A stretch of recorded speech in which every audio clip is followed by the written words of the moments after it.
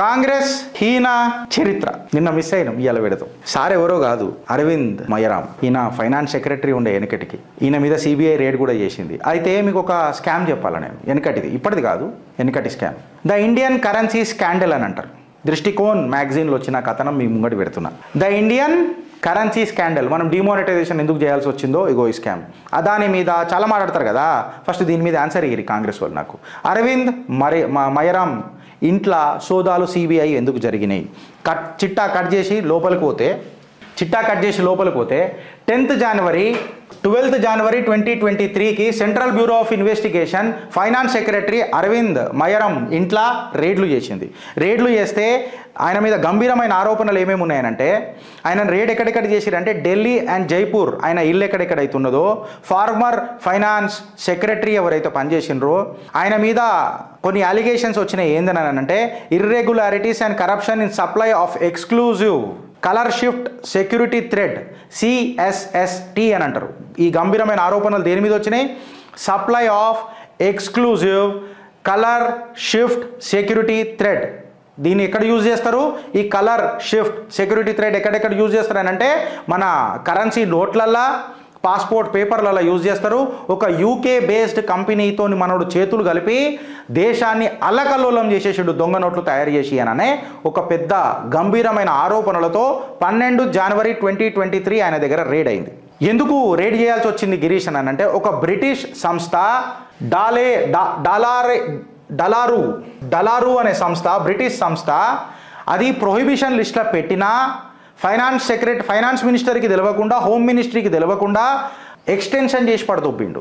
ఒక black listed company డలారు అనే ఒక నోట్లు ప్రింట్ చేసే కంపెనీతోని చేతులు కలిపేసిండు. నోట్లు ప్రింట్ చేసే కంపెనీ కాదు, పేపర్ ప్రింట్ చేస్తుంది నోట్లకు.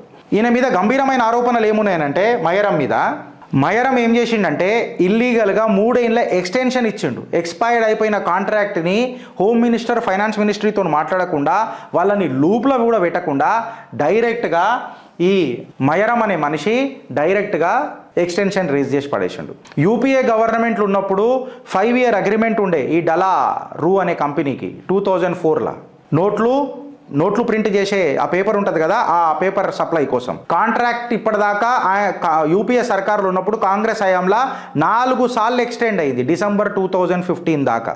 ఇట్లాంటి గంభీరమైన ఆరోపణలు ఎదుర్కొంటున్నందుకు సెక్షన్స్ 120B అంటే criminal conspiracy, sections 13(2) and 13(1) red with D, prevention of corruptions act 1998 ఇవన్నీ చేసిండ్రు. ఆకపోతే దరిద్రం దండయాత్ర చేసుడు ఏందనంటే, ఈ మయరం అనే ఈ వ్యక్తి రాహుల్ గాంధీ భారత్ జోడో యాత్రలా చేతులు చేతేసి చేతిల్లో చెయ్యేసి నడువు బావా అనుకుంటా నడిచిండ్రు. ఎందుకంత ప్రేమ, ఎందుకంత లొల్లి? ఈ దేశాన్ని విడగొట్టే ఇసుంటి దోపిడీదారులతోని భారత్ జోడో యాత్రలను భారత్ని ఏం జుడాస్తావు రాహుల్ గాంధీ అని చెప్పి నేను ప్రశ్నిస్తున్నాను. 2010లో సిబిఐ కౌంటర్ ఫీట్ నోట్స్ ఏం చేసిందనంటే ఒక 70 odd బ్రాంచెస్ ఏదైతే ఇండియా నేపాల్ బార్డర్ ఉందో అక్కడ ఈ నోట్లను చెక్ చేసింది 2010లో. అప్పుడు 70 SBI మన ఒక బ్యాంక్ ఇండియా నేపాల్ బార్డర్లో పోయి చెక్ చేస్తే అక్కడ తెలిసింది ఏంటంటే ఇవి కౌంటర్ ఫీట్ నోట్స్ ఉన్నాయని తెలిసింది. సిబిఐ ఈ బ్రాంచ్లకు పోయి మళ్ళీ రేడ్ చేసి ఆ బ్యాంక్ అఫీషియల్స్తో మాట్లాడితే ఒక సర్ప్రైజింగ్ బయటపడ్డది ఏందనంటే, RBI నుంచే మాకు ఈ నోట్లు వచ్చినాయి సార్ అని వాళ్ళు చెప్పిండ్రు. నిజంగా చెప్తే సిబిఐ పరేషాన్ అయిపోయింది. ఏందనంటే ISI చేతులు ఇడిదాకా వచ్చినాయా, లేకపోతే మన RBIలోనే ఒక పెద్ద మచ్చ ఉన్నదా, మోలు ఉన్నదా? అంటే మన ఇంటర్నల్ ఉన్నోడే ఇవి తయారు చేస్తున్నాడా?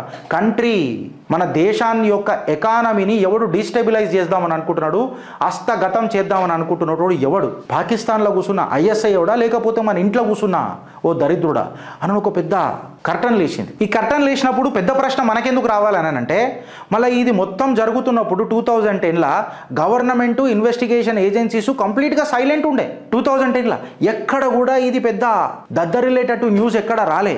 ఎందుకు రాలే నేను ఇలా కాంగ్రెస్ ఈయన చరిత్రను అడుగుతున్నా. సెకండ్ ఏందనంటే, ఈ నోట్లను ఏం చేసిందంటే సిబిఐ నోట్లను ల్యాబ్లకు పంపించింది. జపాన్, హాంకాంగ్ కొన్ని దేశాలకు పంపించింది. అక్కడ కూడా పట్టుడు పోలే. అంటే ఎంత ఫైన్ కారిగరితో నీళ్ళు నోటు ప్రింట్ చేసిరొచ్చు ఫ్రెండ్స్, మీరు ఒకసారి అర్థం చేసుకోరు. ఎంత నాజూగ్గా నోట్లు ప్రింట్ చేసిరొచ్చు. మన ఇండియాలో కనిపెట్టుడు దూరం మాట, హాంకాంగ్, జపాన్ పోయినా ఇది కనిపెట్టలే. తర్వాత యుఎస్కి పోయి ఇది మొత్తం పెడితే అక్కడ టెస్టింగ్ దగ్గర ఈ కౌంటర్ ఫీట్ నోట్స్ అని చెప్పి నిర్ధారించబడ్డాయి. ఇంకొక విషయం ఏందనంటే అసలు మనము ఈ దేశ విద్రోహ చర్యల శక్తులతోని చేతులు ఎందుకు కలపాల్సి వచ్చింది, అసలు వీళ్ళతోని మనము ఎందుకు ఇవ్వాల్సి వచ్చింది, అసలు పాకిస్తాన్ ఏదైతే ఉన్నదో ఇంత ఖతర్నాక్ టెక్నాలజీ ఎట్లా వాడుతున్నది, అసలు ఈ టెక్నాలజీ వాడే సామర్థ్యం పాకిస్తాన్కు ఉన్నదా, ఇంత కౌంటర్ ఫీట్ నోట్స్లు తయారు చేసే సత్తా వాళ్ళకు ఉన్నదా అని ఆలోచిస్తే కొంతమంది ఆర్బీఐ అఫీషియల్స్ ఇలా కుమ్మక్కైనరని తెలిసింది. ఈ డలారు అనే కంపెనీతో చేతులు కలిపి ఫేక్ కరెన్సీ ర్యాకెట్ నడిపినరు అని చెప్పిండ్రు. ఈ ఫేక్ కరెన్సీ ర్యాకెట్ ఏదైతే ఉన్నదో కాశ్మీరీ అజిటేషన్లో మొత్తం ఈ ఫేక్ కరెన్సీ ర్యాకెటే యూజ్ చేసిర్రు. ఇప్పుడైతే ఈ డలారు అనే కంపెనీకి భారతదేశంలో ఆర్బీఐతో ఒక పెద్ద సంజోతా ఉండే, ఎంఓయూ ఉండే. అంటే వీళ్ళు ఏదైతే వాటర్ మార్క్ పేపర్ ఉంటుందో ఈ వాటర్ మార్క్ పేపరు మన నోట్ల కరెన్సీ కోసము వాడతారు అని ఒక న్యూస్ ఉండే. ఇది నేను మాట్లాడుకున్న మాట కాదు, ద ఆఫ్టర్నూన్ అనే ఒక మ్యాగజైన్లో వచ్చిన కథనం మీకు చెప్తున్నా. ఆన్ 5th January 2011 డలారు అనే కంపెనీకి కంప్లీట్గా బిజినెస్ రిలేషన్స్ అన్నిటినీ ఖతం చేయడానికి ప్రయత్నం చేసింది. మళ్ళా ఆర్బీఐ ఏం చేసిందనంటే 16,000 tons of printing paper 4 competitors డలారు అని చెప్పి పెట్టి ఆ డలారు అనే కంపెనీని పిలవలే, బిడ్డకు కూడా పిలవలే. ఎందుకంటే వీళ్ళు చేసిన కథనం అంత పెద్ద లొల్లు ఉండేడ. యూపీఏ గవర్నమెంటు ఇవందరినీ కాన్ఫిడెన్స్కి తీసుకోకుండా వీళ్ళకు ఎక్స్టెన్షన్ ఎందుకు చేసింది మళ్ళా డలారు అనే ఈ కంపెనీకి అనేది ఒక పెద్ద క్వశ్చన్ మార్క్ ఉండే. సుబ్రహ్మణ్య స్వామి లగాతార్ మనకు చెప్తూనే ఉండే కాశ్మీర్ అజిటేషన్స్లో ఈ ఫేక్ నోట్ కరెన్సీయే ఉండే. సుబ్రహ్మణ్య స్వామి ఎక్స్ ఫైనాన్స్ మినిస్టర్ చిదంబరం పైన గంభీరమైన ఆరోపణలు చేసిండు ఫేక్ కరెన్సీ మీద. ఎప్పుడు November 8 నాకు తెలిసి 2000 డేట్ ఎప్పుడో ఉన్నది ఫ్రెండ్స్, నాకు గుర్తొస్తలేదు, చెప్తా. సుబ్రహ్మణ్య స్వామి గారిది ఇండియన్ ఎక్స్ప్రెస్లో వచ్చిన కథనం నాకు తెలిసి, నేను లింక్ పెట్టినా, కాకపోతే డేట్ నేను తప్పు రాసిన, అది ఉండే. అయితే ఇది మొత్తం చిదంబరం మీదకి ఎందుకు పోతున్నది అని చెప్పి మనం ఆలోచిస్తే నేను ఏదైనా ఆధారాలతోనే మీకు ముంగట పెడతా. కాబట్టి డలారు అనే కంపెనీ ఒక పాకిస్తాన్కి కూడా కరెన్సీయే తయారు చేసుడు కాకుండా వాళ్ళ సెంట్రల్ బ్యాంకుతో జాయింట్ వెంచర్ నడిపిస్తుంది డలారు అనే కంపెనీ. 1997-98 ఐకే గుజరాల్ గారు ప్రైమ్ మినిస్టర్ అయిన తర్వాత ఇది అవుట్ సోర్స్ అయింది. Indian currency notes amounting to 1 lakh crore out source చేసిరు, 3 కంట్రీలకు అవుట్ సోర్స్ చేసిరు. అయితే అప్పుడు ఫైనాన్స్ మినిస్టర్లు ఎవరెవరు ఉన్నారు అని చూసుకొని ఐకే గుజరాల్ గారి పాత్ర ఎంత ఉంటుంది అని చూసుకుంటే చిదంబరం గారు 1996 నుంచి 1997 అంటే 324 రోజులు సుమారు సంవత్సరం పాటు ఆయననే ఫైనాన్స్ మినిస్టర్ ఉండే. ఐకే గుజరాల్ గారు మాత్రము 21 April 1997 నుంచి 1 May 1997 అంటే కేవలం 10 రోజులు మాత్రమే ఆయన ఫైనాన్స్ మినిస్టర్ ఉండే. మళ్ళీ 10 రోజులలో ఇంత విధ్వంసం జరిగిందా, చిదంబరం గారు దీని మీదకి తప్పించుకుంటారా అనేది కాంగ్రెస్ చెప్పాలి నాకు. మళ్ళీ చిదంబరం గారే ఫైనాన్స్ మినిస్టర్ అయినరు 1997 నుంచి మళ్ళీ 19th March 1998 వరకు అయినరు, అంటే 322 days, సుమారు 1 సంవత్సరం. మళ్ళా యశ్వంత్ సిన్హా గారు వచ్చి 19th March 1998 నుంచి 1st July 2002 వరకు 4 సంవత్సరాలు అంటే 4 years కాదు, 104 days అనుకుంటా. 1998 to 2002 4 years and 104 days correct వీళ్ళు ఉండే. ఇప్పుడు ఇవాళ అడుగుతున్న ప్రశ్నలు ఏంటనంటే which finance minister will give an answer to the tax payer. ఈ ట్యాక్స్ పేయర్కి, ఈ ట్యాక్స్ కట్టేటోడికి ఏ ఫైనాన్స్ మినిస్టర్, భారత కేంద్ర మంత్రుల శాఖలో పనిచేసిన ఏ ఫైనాన్స్ మినిస్టర్, ఆర్థిక మంత్రి నాకు ఈ సమాధానాలు ఇస్తాడు. ఐఎస్ఐ ఆర్బీఐ ఒకటే మంచం ఒకటే కంచంలో ఉండేనా. 95% ఆఫ్ ది మిస్చీఫ్ ఏదైతే ఉండేనో అది డలారు అనే కంపెనీతో చేసిరు. మళ్ళీ మీరు దానికి ఎక్స్టెన్షన్ ఎందుకు చేసిండ్రు? ఈ డలారు అనే కంపెనీ బ్లాక్ లిస్ట్ చేసినాక కూడా మీరు దాంతో ఎందుకు చేతులు కలిపిర్రు? ఎప్పుడైతే భారతదేశము 2000 టన్నుల పేపర్లని బ్లాక్ లిస్ట్ చేసిందో ఈ డలారు అనే కంపెనీ మొత్తం కంప్లీట్ గా బ్యాంక్రప్ట్ అయిపోయిందా లేదా, దివాలా తీసిందా లేదా? మళ్ళా November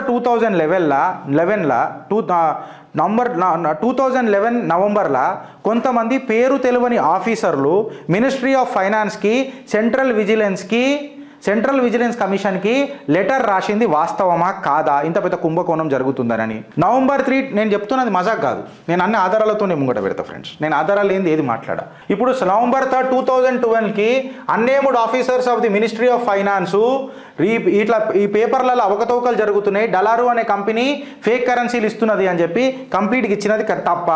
కంప్లైంట్ దగ్గర ఇది ఒకటి కేవలం డలారు అనే కంపెనీ లేదు, ఫ్రెంచ్ ఫర్మ్ అర్జో విగిన్స్ అని ఒకటి ఉన్నది, క్రేన్ ఏబీ ఆఫ్ యుఎస్ఏ అని ఒకటి ఉన్నది, లౌసెంథాల్ జర్మనీ ఒక కంపెనీ ఉన్నది. వీళ్ళంతా ఫేక్ కరెన్సీలే ఇచ్చిరు. దురదృష్టం ఏంటంటే, దరిద్రం దండయాత్ర చేసుడు ఏందనంటే, మన Bharatiya reserve bank note Mudran private limited అని ఉంటుంది. నేను మళ్ళీ ఒకసారి చెప్తున్నా, Bharatiya reserve bank note Mudran private limited అని ఉంటుంది. ఇగో ఇది ఈ సంస్థ కరెన్సీ పేపర్ల కోసం సంతకం చేస్తుంది ఆర్బీఐ తరఫున. ఇన్ సెప్టెంబర్ అండ్ అక్టోబర్ 2010లా ఇదే Bharatiya reserve bank note Mudran private limited directorate of currency and ministry of ఫైనాన్స్కి ఒక లేఖ రాసింది. ఏందనంటే డలారు అనే కంపెనీ స్పెసిఫిక్ క్వాలిటీ మనం ఏదైతే చెప్పినామో, క్వాలిటీ స్పెసిఫికేషన్స్ ఏదైతే చెప్పినామో దానికి మీట్ అయితలేదు. అట్లనే Crane AB of USA and Louisenthal ఏదైతే సంస్థ ఉందో జర్మనీలా, ఇవన్నీ కూడా క్వాలిటీ స్పెసిఫికేషన్స్కి మీట్ అయితలేవు. ఇండియాలో ఎక్కడైతే మన హోషనాగాబాద్ అనేదైతే ఊరు ఉన్నదో అక్కడ మన ఇండియన్ ల్యాబొరేటరీ ఉన్నది. ఈ ఇండియన్ ల్యాబొరేటరీ ప్రకారము ఈ టెస్టులు అది క్వాలిఫై అవుతలేవు అని చెప్పారు. కాకపోతే ఆశ్చర్యచకితం ఏంటంటే ఇదే టెస్టులు వాళ్ళ దేశాలలో వాళ్ళ ల్యాబొరేటరీలలో చేసినప్పుడు మాత్రం పాస్ అయినాయి. ఇది పెద్ద ఆశ్చర్యం మనకు కలిగించే విషయం కాదు, ఎందుకంటే కాంగ్రెస్ ఉన్నప్పుడు ఏమవుతుందో మనం అందరికీ తెలుసు. ఇండియన్ ఎక్స్ప్రెస్ కథనం ప్రకారము 2002లా 1217 kg of high security passport paper Arjo Wiggins in Brazil అనే కంపెనీ నుంచి గాయబైపోయింది. దాన్ని అందుకే బ్లాక్ లిస్ట్లో చేసినాం. ఇది వాస్తవం కాదా? Later national security adviser JN Dixit అనే communication from the finance minister తర్వాత ఇది లిఫ్ట్ చేసేసారు. మళ్ళీ జేఎన్ దీక్షిత్ గారు నేషనల్ సెక్యూరిటీ అడ్వైజర్ ఎవరి హయాంలో ఉండే, ఏ ఫైనాన్స్ మినిస్ట్రీ కమిషన్లో ఇది ఇచ్చిండ్రు, 2005లా ఇది జరిగినట్టు ఉంటుంది. మళ్ళీ 2005లా ఎవడున్నాడు అని అనేది, ఏ ప్రభుత్వం ఉన్నది అని అనేది నేను మీ ఆలోచనకి ఇడిచిపెడతా. 2015లా మే నరేంద్ర దామోదర్ దాస్ మోదీ ఈశ్వర్కి శపథ్ లేతా హూ అని చెప్పి ప్రమాణ స్వీకారం చేయంగానే మోడీ 2015లో రాగానే ఈ ఫేక్ కరెన్సీ ఇన్వెస్టిగేషన్ మీద ఉక్కుపాదం మోపుడు చురు చేసిండు.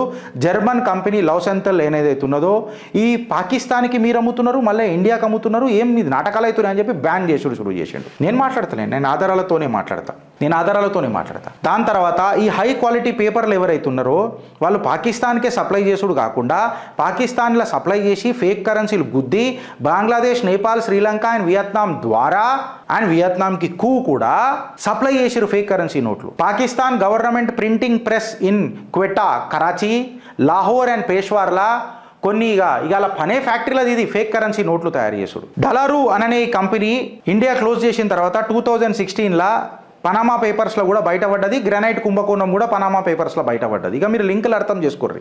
ఎవడెవడితో చేతులు కలిపి నడిపినరో 15% కమిషన్తో మాట్లాడుకొని నడిపినరు అని అన్నట్టు పనామా పేపర్ లీక్లో కూడా ఇవన్నీ తెలిసినాయి. దాని తర్వాత ఫైనాన్స్ సెక్రటరీ దీనికి ఎక్స్టెన్షన్ ఇవ్వడము, బ్రిటిష్ కంపెనీ ఏదైతే స్పెషల్ బ్యాంక్ నోట్స్ తయారు చేస్తుందో సెంట్రల్ బ్యాంక్స్లలో వాళ్ళతో చేతులు కలపడము, ఇది పెద్ద కాంట్రవర్సీ క్రియేట్ చేయడము, తద్వారా ఇది పేపర్లలో రావడము, ఇవాళ మనం డిస్కస్ చేసుకోవడము. తర్వాత నవంబర్ 2016 8th నవంబర్ అనుకుంటా, if I'm not wrong, 8th November 8 PM అని అంటారు. 8th నవంబర్ 8 PMకి మన గౌరవ ప్రధాని నోట్లు రద్దు చేయడము ఇదంతా జరిగింది. తర్వాత ఈ డలరు అనే కంపెనీ మేజర్ కాంట్రాక్ట్ ఇప్పటిదాకా దానికి ఏం రాలే. నరేంద్ర మోదీ వచ్చిన తర్వాత మేజర్ రాలేదు. ఇంకా ఫ్యాక్ట్ చెప్పాలంటే దాన్ని బ్లాక్ లిస్ట్ చేసి పడేసారు. CBI goes after the financial, మన ఎవరైతే ఫైనాన్స్ సెక్రటరీ ఉండేనో అరవింద్ మరై ఆయన మీద సిబిఐ రేట్లు జరిగినాయి. ఇండియన్ ఎక్స్ప్రెస్ 13th January 2023 కథనం చూస్తే మీకు మొత్తం తెలిసిపోతుంది. ఏదైతే indigenous supply of currency paper ఇప్పుడు ఏదైతే ఉన్నదో, మనం నోట్లు ప్రింట్ చేసే పేపర్ ఏదైతే ఉన్నదో ఇప్పుడు అది మనం బయటి దేశాల కంటే ఎక్కువ మన ఇండియాలోనే తయారు చేసుకుంటున్నాము. హోషనాగాబాద్ అనే ఒక పేరు, ఒక ఊరు మన మధ్యప్రదేశ్లో ఉన్నది. అక్కడ కరెన్సీ నోట్ హై సెక్యూరిటీ ఏదైతే నోట్ ప్రింట్ కావాలో, హై సెక్యూరిటీ థ్రెడ్ ఏదైతే ఉంటుందో ఆ నోట్స్ అన్ని ఆ పేపర్స్ అన్ని అక్కడనే ప్రింట్ అవుతున్నాయి. ఇండియా ఇప్పటికీ ఒక 22,000 మెట్రిక్ టన్ల కరెన్సీ పేపర్ యూజ్ చేస్తుంది. మన హోషంగాబాద్ ప్లాంట్ ఏదైతే ఉన్నదో అది 2,800 మెట్రిక్ టన్నుల మన అవసరాన్ని పూర్తి చేస్తుంది. ఇక రెస్ట్ ఇంపోర్ట్ చేస్తున్నాము. కాకపోతే రెండో ప్లాంట్ కూడా 2015లో శంకుస్థాపనలు అయిపోయినాయి, ప్రారంభోత్సవాలు కూడా అయిపోయినాయి. ఈ రెండు కలిపి 12,000 మెట్రిక్ టన్నుల పేపర్ తయారు చేస్తున్నారు ఆత్మనిర్భర్ కింద తయారు చేసిన ప్రాజెక్ట్.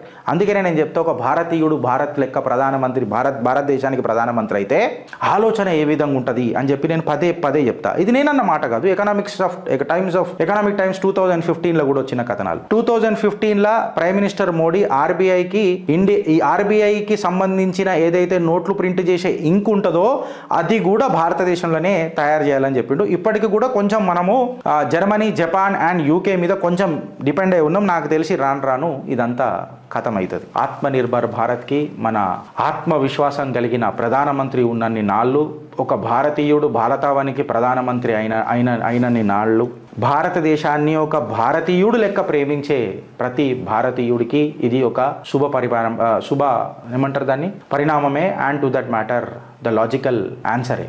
అదాని మీద పెద్ద పెద్ద మాటలు మాట్లాడేటోళ్ళకి వీళ్ళకి నేను అడుగుతున్నా, ఇవాళ మీ పరిస్థితి ఏమైందో ఒకసారి మీరు చూసుకోరి. కాంగ్రెస్ హీన చరిత్ర నేను సమప్ చేసే కంటే ముందు ఒకసారి మీరు ఆలోచించుకోవాల్సిన విషయం ఏంటనంటే, ఇవాళ మీ పరిస్థితి ఏడదాకా వెళ్ళిపోయిందో అన్నది ఒకసారి చూసుకోండి మీరు. ఇవాళ మీ ఇండి అలయన్స్ ఏదైతే గఠబంధన్ ఏదైతే ఉన్నదో, ఆ ఇండి అలయన్స్కి మాకు ఇక రాహుల్ గాంధీ వద్దు, ఆ ఒక్కడు మాకొద్దు అని చెప్పి వాళ్ళు చెప్తున్నారు. ఇవాళ మమతా బెనర్జీ నేతృత్వంలో మేము అందరం నడుస్తామని చెప్తున్నారు. ఉద్ధవ్ ఠాక్రే ఇచ్చిన స్టేట్మెంట్కి, బాబరీ మసీద్ రామ జన్మభూమి ఇచ్చిన స్టేట్మెంట్కి ఇలా సమాజ్వాదీ పార్టీ మూతి మీద దాన్ని ఇండియా గఠబంధన్ నుంచి దూరం అయిపోయిన ఏమంటారు న్యూస్ వాస్తవం కాదా? ఇలా రాహుల్ గాంధీని ఎవడు దేకుతున్నాడు? అసలు మనోడికి అసలు ఏమున్నదని దేకాలా అని అన్నది ఒక పెద్ద క్వశ్చన్ అయిపోయింది. ఇండి కూటమి అని అనేది కొలాప్స్ అయిపోయిందా లేకపోతే గట్టిగా అయిందా అని అనేది ఒక పెద్ద ప్రశ్న. ఆలోచిస్తారా లేక అనుభవిస్తారా? కాంగ్రెస్ హీన చరిత్ర పరిచయం చేసింది మీ చిత్రగుప్త ఫ్రెండ్స్. దేశాని కోసము 2 గంటలు టైం తీస్తే ఈ న్యూస్లన్నీ మీకు దొరుకుతాయి. ఒకసారి మీరు ఆలోచించరు ఫ్రెండ్స్. భారత్ మాతాకి జై.